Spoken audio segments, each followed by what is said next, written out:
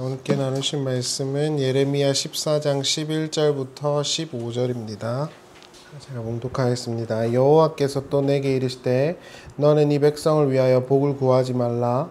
그들이 금식할지라도 내가 부르짖음을 듣지 아니하겠고 번제와 소제를 드릴지라도 내가 그것을 받지 아니할 뿐 아니라 칼과 기근과 전염병으로 내가 그들을 멸하리라. 이에 내가 말하되 슬프도소이다. 주 여호와여 보시옵소서. 선지자들이 그들에게 이르기를 너희가 칼을 보지 아니하겠고 기근은 너희에게 이르지 아니할 것이라. 내가 이곳에서 너희에게 확실한 평강을 주리라 하나이다. 여호와께서 내게 이르시되 선지자들이 내 이름으로 거짓 예언을 하는도다. 나는 그들을 보내지 아니하였고 그들에게 명령하거나 이르지 아니하였거늘 그들이 거짓 계시와 점술과 헛된 것과 자기 마음의 거짓으로 너희에게 예언하는도다. 그러므로 내가 보내지 아니하였어도 내 이름으로 예언하여 이르기를 칼과 기근이 이 땅에 이르지 아니하리라 하는 선지자들에 대하여 여호와께서 이와 같이 말씀하셨노라. 그 선지자들은 칼과 기근에 멸망당할 것이요. 아멘. 우리가 지난 시간에 하나님을 떠나서 자신에게 영광을 돌리는 이들의 삶의 모습에 대한 예레미야의 예언을 들었습니다. 오늘 본문을 보시면 이스라엘이 멸망하게 된 이유는 그들의 죄 때문이지만 예레미야가 주장하기로는 그들에 대한 예언자들의 예언이 그들을 더 멸망의 나락으로 향하게 했다라고 주장하는 것이 보여지는 대목이에요.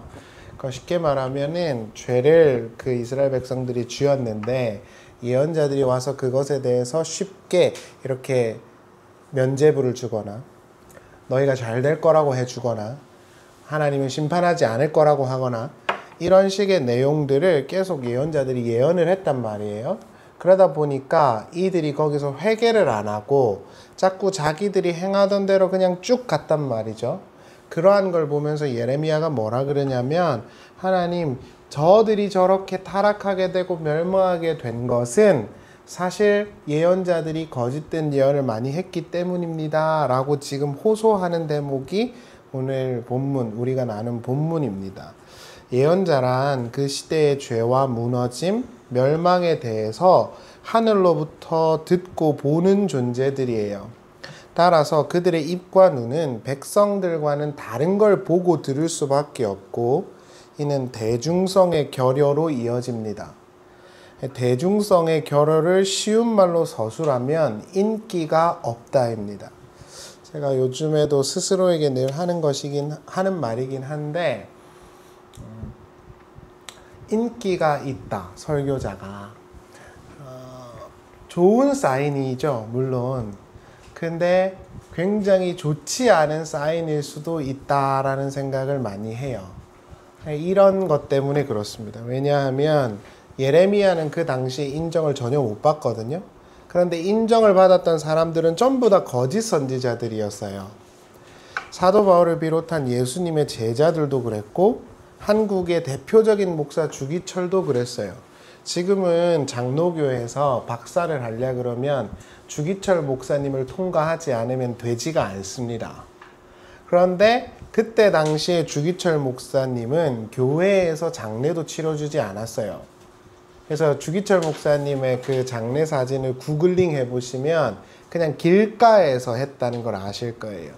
사람들이 주기철 목사를 싫어했습니다. 왜냐하면 왜 니만 유별나 이런 말을 많이 했거든요. 대부분의 목사들이 다 신사참배를 하고 있는데 주기철을 안 했기 때문에 사람들이 굉장히 싫어했습니다. 예언자와 선지자 그리고 바른 말씀과 복음은요 그 당시의 대중들에게는 인기와 환영을 얻기가 어려웠어요.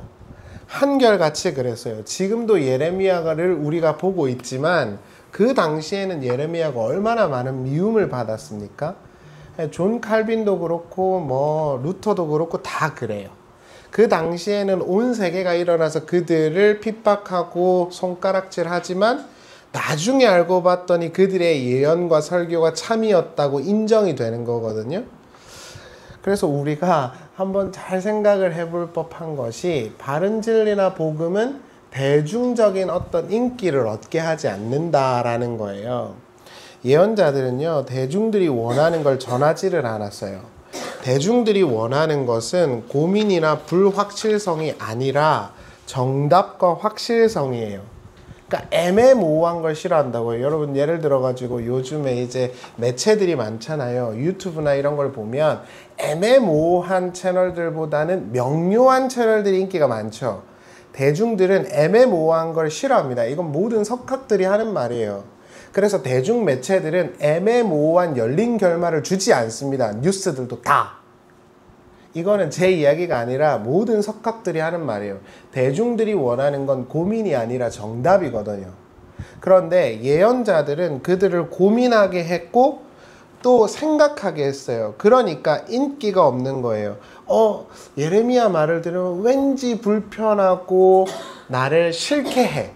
그러니까 듣기가 싫은 거예요. 그런데 예레미야 반대편에 있는 사람들 설교를 듣고 오면 요즘 말로 하면 속이 시원하고 내가 믿음이 있는 사람 같고 이런 게 확인이 되는 거예요. 그러니까 자꾸 그 거짓 예언자들을 따라가는 것이죠.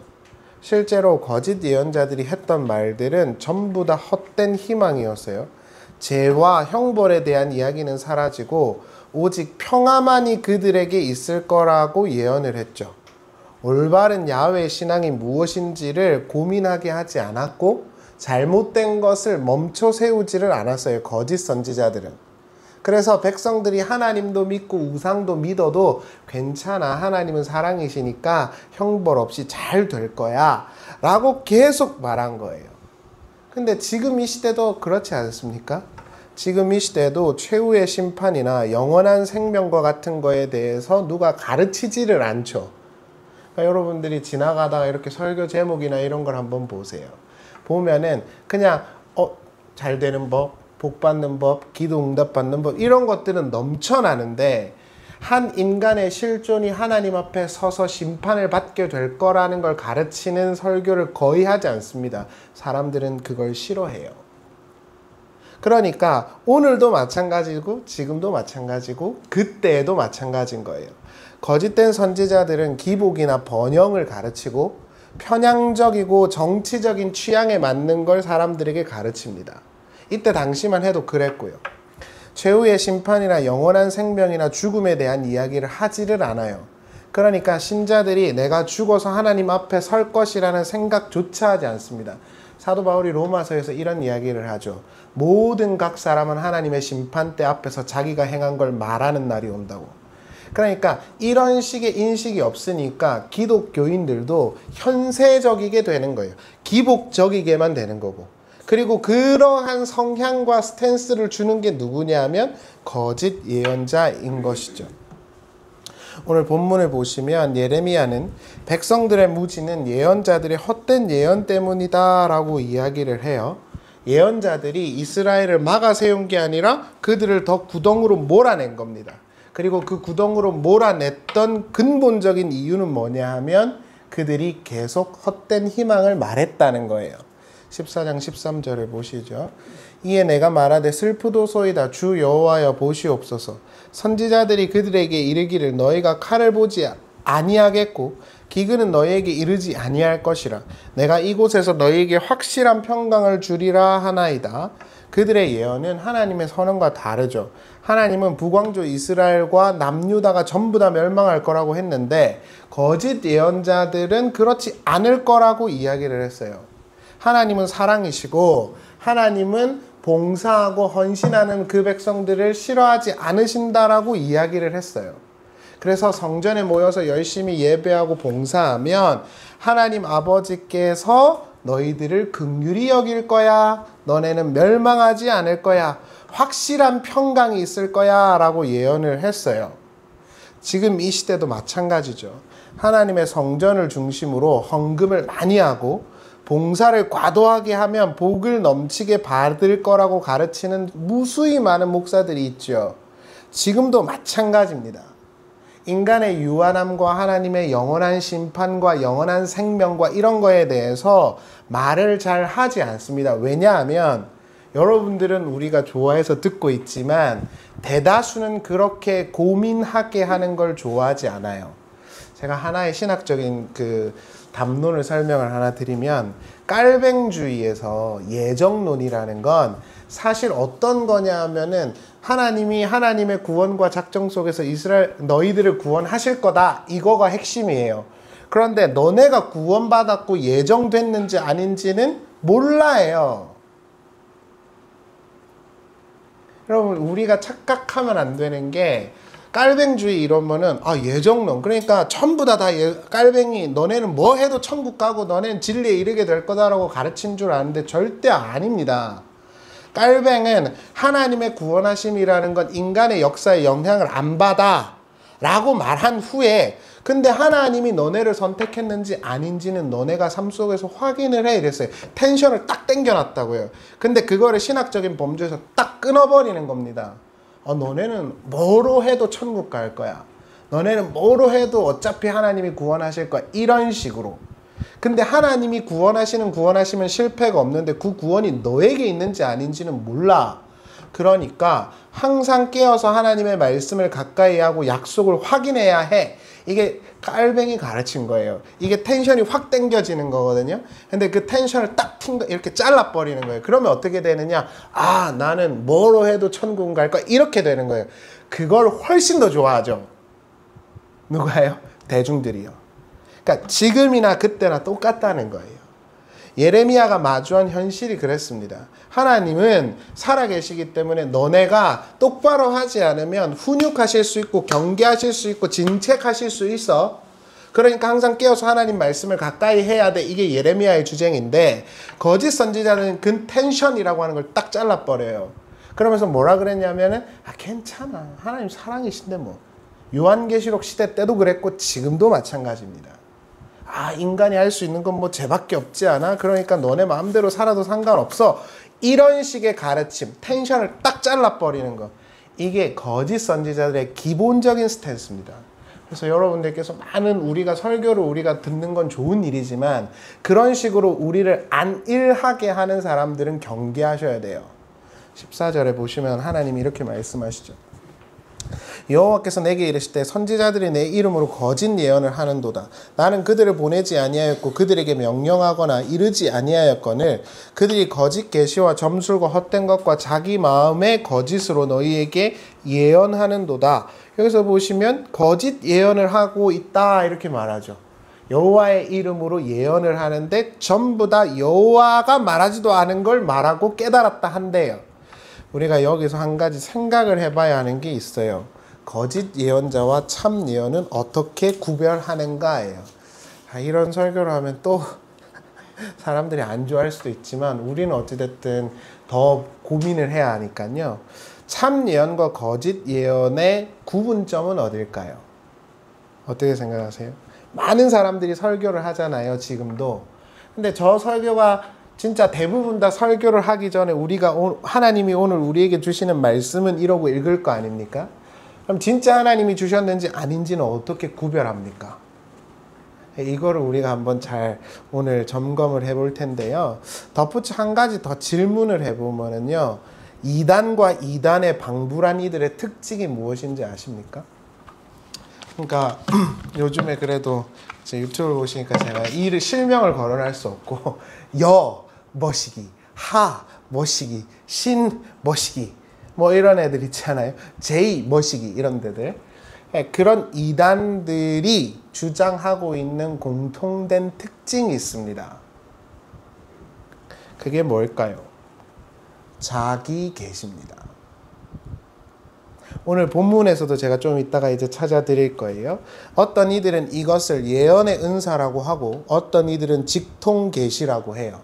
지금도 많은 사람들이 하고 있는 관행과 같은 것이죠. 이를테면 하나님께서 기도를 하던 중에 하나님이 나에게 뭔가를 깨닫게 해주셨다, 듣게 해주셨다, 보게 해주셨다. 100%라고 하면 좀 그렇고 95%는 자기가 만든 겁니다. 조금 더 퍼센티지를 올리면 99%는 자기가 만든 겁니다. 오늘 본문에서도 그렇게 말해요. 자기의 마음에 있는 것으로 예언한다고. 얼마 전에 제가 공주 부여를 다녀왔어요. 백제의 문화를 보러. 그래서 한 카페를 갔는데 커피를 기다리는 와중에 옆 테이블에서 하는 이야기를 제가 우연찮게 들었어요. 근데 크게 이야기하셔요. 또 그런 분들을. 이야기하시는 요지가 그래요. 딸인 것 같아요. 우리 엄마 귀에 자꾸 우리 부부가 이혼한다는 말이 들린다고 하나님께서 말씀하신다 그래서 속상해. 이런 이야기를 막 하더라고요. 옆에 있는 사람들에게. 아직도 그런 현상들이 정말 비일비재하다라는 것에 놀라움을 금치 못했어요. 자기가 기도를 하다가 하나님께서 어떻게 말씀하셨다, 하나님께서 어떻게 깨닫게 해주셨다라는 식의 내용은 거의 99%는 거짓입니다. 그리고 그러한 이들이 대부분 다 이단의 뿌리에 있습니다. 여러분들 예를 들어서 요즘에 아주 핫 이슈인 통머시기 사이비도요. 시작은 그래요. 예수는 실패했다. 하나님이 나에게 내가 메시아라고 말했다. 이런 식의 논리예요. 결국 모두가 다 그렇습니다. 모두가 다 그래요. 이런 성향이 한국 교회에 많이 일어나고 있는 이유는 한국 교회의 뿌리가 열광주의라 그래요. 쉽게 말하면 뛰고 솟고 하는 걸 좋아한다고요. 마틴 루터를 비롯한 많은 종교 개혁자들과 신학자들의 글에 따르면 하나님의 말씀과 전통에 기반하여 하나님의 뜻을 이해하고 전달하지 않고 자신의 내면의 목소리와 생각에 기반해서 설교를 하고 전하는 자들 모두 다 열광주의입니다. 마틴 루터의 글을 제가 직역하지는 못하니까 제 기억과 의역을 좀 덧붙여서 말하면 루터는 자기 안에서 하나님의 음성을 듣는다는 자들은 하나 예외 없이 열광주의자들이라고 말했어요. 열광주의라는 것 자체를 나쁘게 말한 겁니다. 올바른 말씀 해석과 전통에 기반한 설교와 기독교적인 이해나 사상이 아니라 내면의 어떤 소리를 찾고 그 안에서 해석을 하는 것 자체가 전형적인 열광주의고 이단의 뿌리입니다. 예레미야와 선지자들의 차이가 있다면 선지자들은 스스로에게서 듣고 예레미야에게서는 하나님에게서 듣습니다. 거짓 예언자들의 예언은 자신에게 있고 예레미야의 예언은 하나님에게 있습니다. 거짓 선지자들의 예언은 사람이 듣고 싶어하는 이야기지만 예레미야의 예언은 사람들이 듣기 싫어하는 이야기입니다. 참과 거짓을 나누는 기준이 명료하지요? 제가 쓰진 않았지만 조금 더 이해를 돕기 위해서 요약하면 내 안에서 뭔가 하나님의 뜻과 의미를 찾는 사람들은 거의 다 열광주의자들입니다. 그래서 자꾸 내가 기도를 하는데 뭔가 내 속에서 뭔가 말하는 것 같아. 이거는 무조건 다 배제돼야 되는 거예요. 하나님의 말씀은 전적인 타자로 우리에게 들어오는 거지 내 속에서 해석이 되고 내가 떠올리는 게 절대 아닙니다. 그래서 모든 종교개혁자들이 표지로 내건 게 뭐죠? 성경인 거예요. 성경은 어디 있나요? 밖에 있잖아요. 그 말씀이 우리 안에 흘러 들어오는 거거든요. 레오로. 그런데 이 말씀은 딱 단절 짓고 내 속에서 하나님이 뭔가 꿈으로 환상과 어떤 목사님은 뭐 수술 중에 뭘 보여줬다 이런 식의 논리를 전개하던데 그런 것 자체가 굉장히 위험하고 거짓일 가능성이 높습니다. 우리도 주의해야 되는 것이죠. 저도요, 만약에 예를 들어가지고 속상한 일이 있잖아요. 그럼 눈을 감고 기도를 해요. 그럼 하나님이 저한테 뭐라고 하는 것 같은 줄 아세요? 예를 들어서 누가 너무 싫다고 해볼게요. 싫은 사람이 있을 수 있으니까 싫다 그래요. 하나님이 그럼 내 속에다가 기도를 하면 저 새끼 죽여버린다. 내가 반드시 심판하리라. 이렇게 들려요. 아니세요? 그렇게 들리죠. 제가 딸 너무 힘들게 그래서 하나님께 기도를 하러 왔어요. 그랬더니 하나님께서 내 속에 기도하는 중에 그러는 것 같아요. 성아 3대를 멸해줄게. 100% 뻥입니다. 100% 거짓이에요. 99는 거짓입니다. 그런데 그러한 신앙에 기반한 사람들이 죄송하지만 한국교회의 주류입니다. 그래서 대형교회나 아니면 유명한 목사님들의 설교를 들어보면 그런 식의 논리들이 너무 많죠. 정말 너무 많아요. 그걸 경계하지 않으면 거짓 선지자의 우리의 영혼이 빨려갈 수 있습니다. 지금 예레미야는 말하는 거예요. 그럼 어떤 분들은 네 설교만 옳다는 거냐? 아니요. 좋은 분들 많죠. 정말 좋은 분들도 많고 설교를 하는 분들이 많지만 사람들이 좋아하는 대형 교회와 주류 교회들이 대부분 그렇다는 건 누구도 부정할 수 없는 현실입니다. 그래서 우리는 주의를 해야 하는 거고 내 속에서 뭔가 신앙의 의를 찾기보다는 끊임없이 하나님의 말씀과 하나님의 진짜 선지자들의 글들을 보면서 내 신앙을 점검해야 한다라는 게 예레미야가 우리에게 던져주고 있는 메시지인 거예요. 14장 13절 한번 보시죠. 그들이 거짓 계시, 여기서 거짓 계시는 쉐케르 하존이에요. 점술, 바케셴. 그러니까 이게 히브리어가 모음이 없잖아요. 그래서 이렇게 구글이나 GPT를 쳐보면 제가 쓰는 거랑 다른 단어가 나올 수도 있어요. 근데 모음이 없다 보니까 그래요. 제가 카바를 치면 소멸시키다, 기대하다 이런 뜻이 나오거든요. 그래서 이렇게 저는 읽었습니다. 허탄한 것, 케엘룰, 속임, 바타르, 물. 요걸 통해 가지고 자기의 마음에 거짓으로 너희에게 예언한다 이렇게 나오죠. 여기서 점술이라는 건 그냥 무당 점치는 거 있죠. 이렇게 하는 거. 이렇게 하는 거. 요즘에 보니까 이렇게 책을 딱 펴가지고 하는 것도 있더라고요. 그런 거. 그 다음에 헛된 것. 이건 그냥 말 그대로 헛된 것 이런 뜻이고요. 속임. 네, 이것도 그냥 속이다 이런 뜻이에요. 근데 여기서 주목해야 되는 건 거짓 계시예요. 이게 쉐케르 하존인데 이 하존이라는 건 묵시를 말합니다. 이 단어를 보면은 다니엘서를 제외하고 전부 다 묵시로 번역되어 있어요. 하나님의 뜻을 전하는 어떤 것, 이게 묵시죠. 잠언서 29장 18절 혹시 외우시나요? 그 유명한 구절이 있죠. 백성이 묵시가 없어 멸망한다. 그 단어가 이 하존입니다. 묵시와 관련된 선지자들의 예언을 보면 묵시가 떠나갔다는 건 멸망의 증상 또는 원인으로 등장하는데 에스겔서에서 이 핫존이라는 단어가 엄청 나옵니다. 한번 보시죠. 7장 26절입니다. 환란에 환란이 더하고 소문에 소문이 더할 때 그들이 선지자들에게서 묵시를 구하는 똑같은 단어예요. 헛될 것이며 제사장들에게는 율법이 없어질 것이요 장로에게는 책략이 없어질 것이며 12장 22절입니다. 인자야 이스라엘 땅에서 이르기를 날이 더디고 모든 묵시가 사라지리라 하는 너희의 이 속담이 어찌 됨이냐. 에스겔은 핫존 묵시가 없어지면 멸망할 것이다 라고 예언을 계속해요. 그 단어가 여기 있어요. 각설하고 거짓 선지자들은 예레미야와는 다르게 자기 안에서 여기 아까 그 13장 후반부를 보면 자기 마음의 거짓의 것이라고 돼 있잖아요. 이걸 히브리어 원문으로 그대로 보면 자기 마음을 향해 있다는 뜻이에요. 내 마음을 향해서 내 마음속에 있는 어떤 것으로 뭔가를 보고 듣고 말하는 것입니다. 그래서 나중에 집에 가시는 게 꼭 찾아보세요. 구글링 해보시면 마틴 루터나 종교개혁자들 이걸 전부 다 열광주의 이단이라고 말했어요. 내 속에 있는 어떤 걸 듣고 만들고 보는 행위 자체가 거짓이라고요. 99는. 근데 이를 왜 남겨놓나요? 하나님이 그렇게 역사하실 수도 있으니까. 그러나 대다수는 그래요. 대다수는. 그러면 저한테 어떤 분이 질문하실 수도 있잖아요. 하나님이 그러면 우리한테 뭔가 깨닫게 하시고 보여주는 건 뭐냐? 항상 꼭 기억하셔야 되는 게 있습니다. 상황입니다. 제가 지금 이제 벌써 40이 가까웠는데 40년 동안 모태신앙으로 하면서 하나님의 뜻이 명료한 거는 환상도 아니고 환청도 아니고 상황입니다.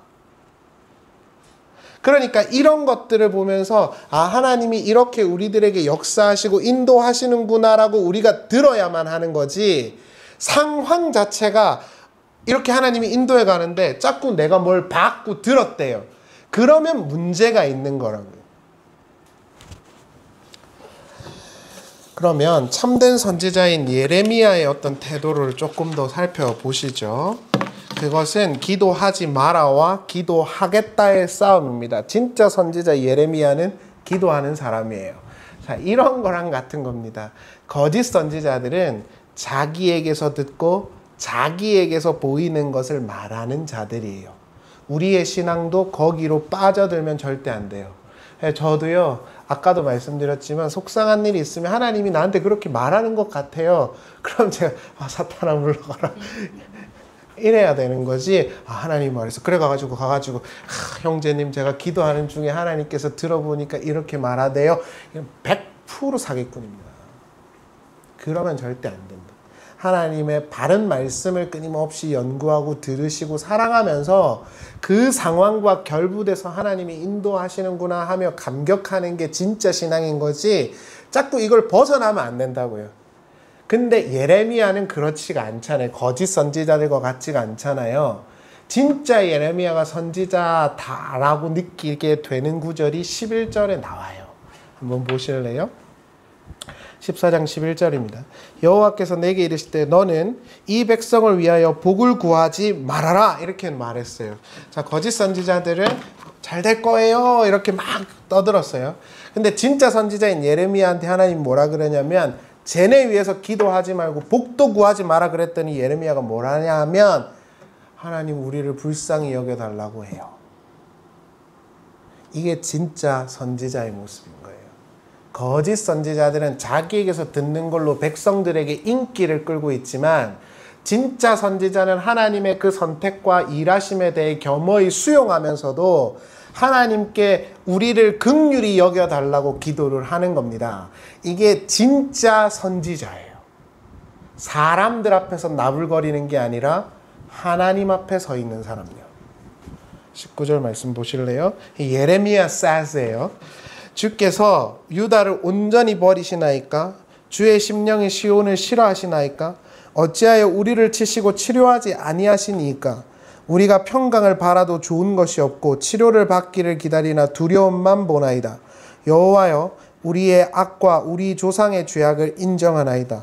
우리가 주께 범죄하였나이다. 주의 이름을 위하여 우리를 미워하지 마옵소서. 주의 영광의 보좌를 욕되게 마옵소서. 주께서 우리와 세우신 언약을 기억하시고 패하지 마옵소서. 이게 예레미야의 기도입니다.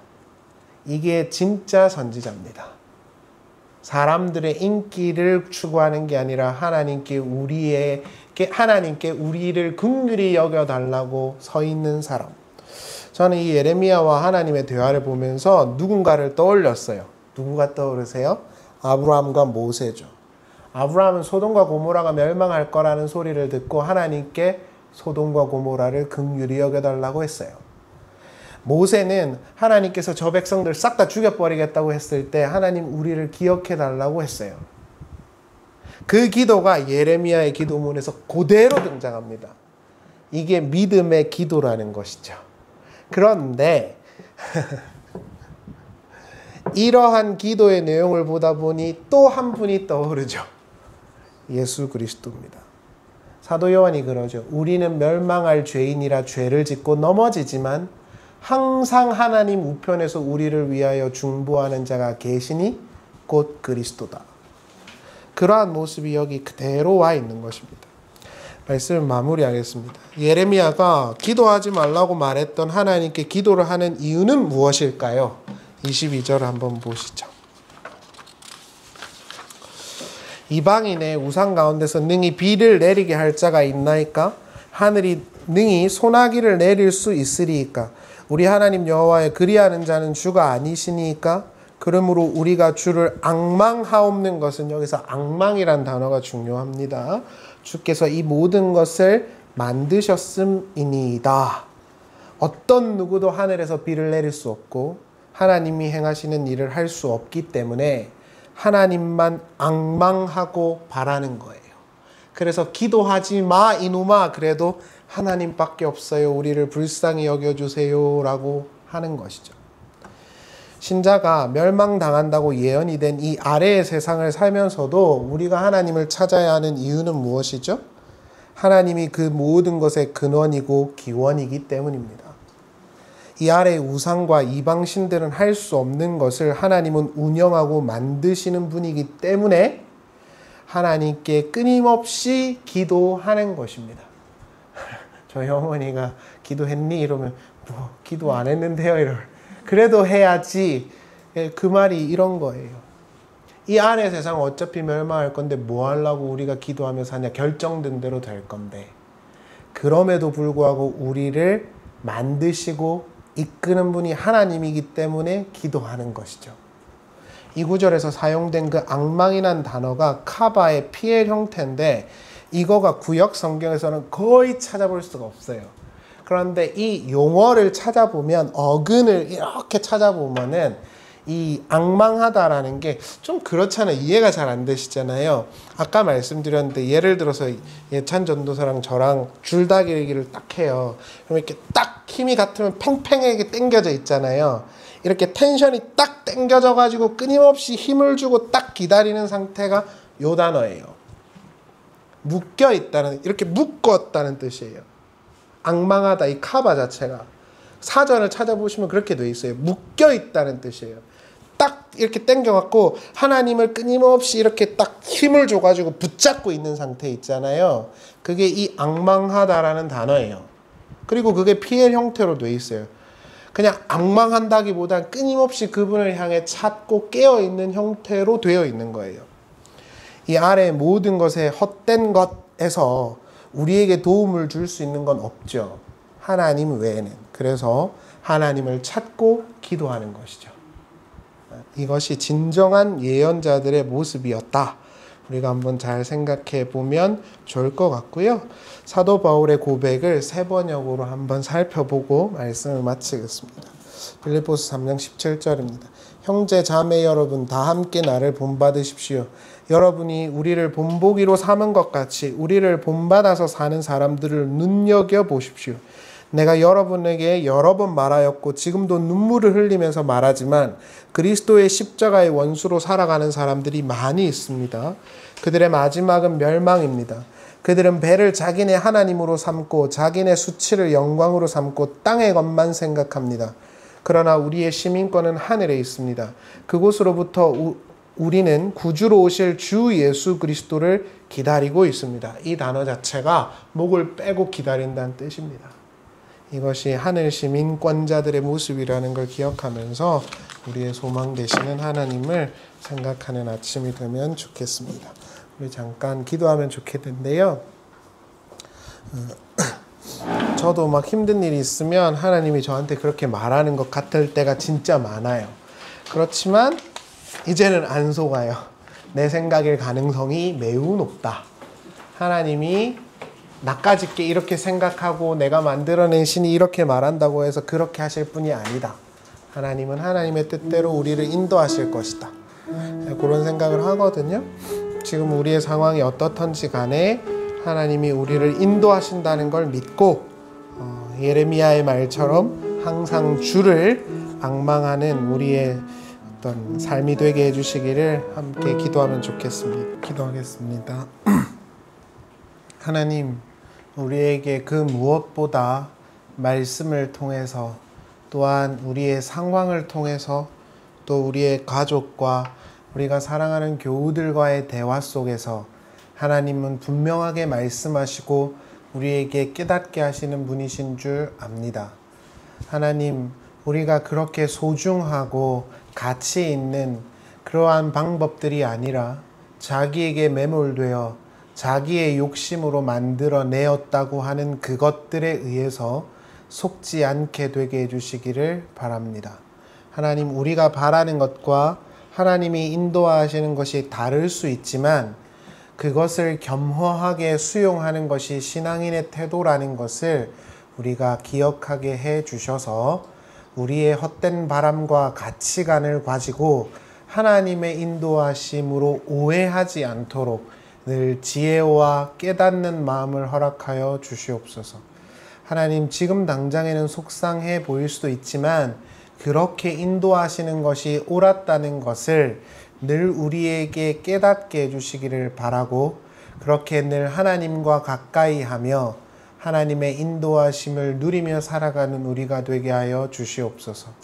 예레미야가 기도하지 말라는 여호와 앞에 계속해서 기도했던 것은 여호와 외에는 예레미야와 이스라엘을 구원할 자가 없었기 때문입니다. 하나님, 우리도 이 멸망당하기로 작정되었다고 하는 세상 속에서 살면서도 하나님을 찾고 이 아침 하나님의 말씀을 나눈 것은 우리의 참된 소망이 오직 하나님에게서만 나오기 때문인 줄 압니다. 그 하나님을 잊어버리지 않도록 우리를 늘 하나님과 가까이 할 수 있도록 하나님 우리에게 성령으로 늘 지도하여 주시고 깨닫게 하여 주시옵소서. 하나님 어린아이에서부터 어른들에 이르기까지 각자 필요한 것과 모든 상황을 주께서 아시오니 주여 부족한 종 간구하옵는 것은 가장 선하고 아름답게 역사하여 주시고 늘 하나님 선한 길로 인도하여 주시고 때로는 실망이 되더라도 낙심하지 않도록 늘 믿음 위의 삶을 살아갈 수 있도록 저와 우리 모두를 지도하여 주시옵소서. 육체에 필요한 것도 주께서 아시오니 자녀들과 가정에 필요한 것을 주께서 적재적소에 채워주시고 좋은 사람들도 만나게 하여 주셔서 뒤돌아보면 주께서 항상 옳게 인도하셨구나 라고 찬양하는 삶이 되어져 가도록 주님 늘 인도하여 주시옵소서. 하나님 늘 섬기고 같이 나누는 마음을 주셔서 감사합니다. 하나님 우리 모두가 선한 마음과 하나님을 사랑하는 마음에서 많든 적든 이곳에 모여 예배할 적에 늘 하나님 영광으로 임재하여 주시고 우리를 보다듬어 주시고 늘 우리를 지켜 주시옵소서. 주 예수 그리스도의 은혜와 하나님의 사랑과 성령의 교통하심이 사랑하는 성도님들과 함께 하시기를 간절히 축원하옵나이다. 아멘.